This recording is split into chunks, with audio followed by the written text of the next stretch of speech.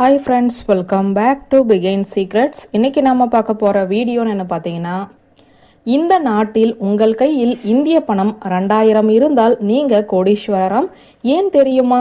வாங்க இன்னைக்கு அதை பற்றி பார்க்கலாம்.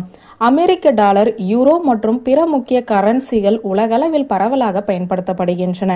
இந்த கரன்சிகள் தான் உலக பொருளாதாரத்தை நிர்ணயிப்பதாகவே உள்ளன. இந்த கரன்சிகள் எப்படி சக்தி வாய்ந்ததாக இருக்கிறதோ அதே போல உலக அளவில் மிகவும் பலவீனமான கரன்சிகளுமே உள்ளன. இந்த பலவீனமான கரன்சிகள் கடுமையான பண மதிப்பிழப்புடன் போராடி வருகின்றன. உலகில் பலவீனமான அல்லது குறைந்த மதிப்புள்ள நாணயங்கள் என்று அடிக்கடி குறிப்பிடப்படும் இந்த நாணயங்கள் குறிப்பிடத்தக்க பொருளாதார சவால்களை எதிர்கொள்ளும் நாடுகளில் பயன்படுத்தப்படுகின்றன.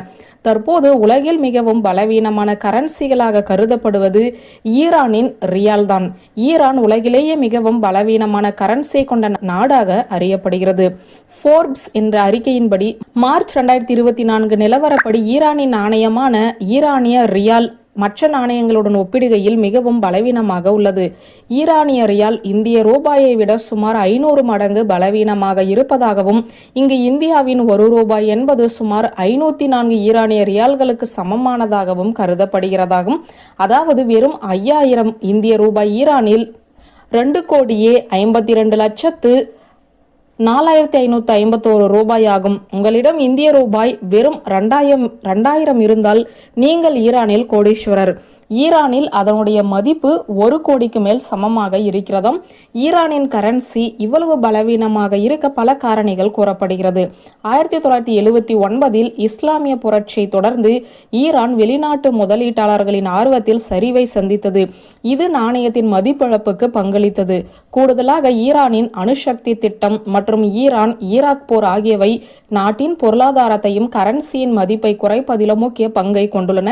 மேற்கத்திய நாடுகளால் விதிக்கப்பட்ட பொருளாதார தடைகள் ஈரானின் கரன்சியை நேரடியாக பாதித்து அதன் மதிப்பை பாதாளத்திற்கே தள்ளியது. வியட்நாமும் ஈரானை போல பொருளாதார சவால்களை எதிர்கொள்கிறது. அதன் நாணயமான வியட்நாமிய டாங் கடுமையான வீழ்ச்சியை சந்தித்து வருகிறது. இந்தியாவின் ₹1 வியட்நாம் டாங் மதிப்பு 301 ஆகும். இது பலவீனமான நாணயம் கொண்ட நாட்டின் மற்றொரு நிகழ்வை குறிக்கிறது. அடுத்ததாக குவைத் தினார் உலகளவில் அதிக மதிப்புள்ள நாணயமாக அங்கீகரிக்கப்பட்டுள்ளது. இது குவைத்தின் அசைக்க முடியாத பொருளாதார வலிமையை குறிக்கிறது. குவைத்தின் பொருளாதார ஸ்திரத்தன்மை காரணமாக குவைத் தினார் உலகின் மிக உயர்ந்த நாணயமாக இன்றுமே தொடர்கிறது.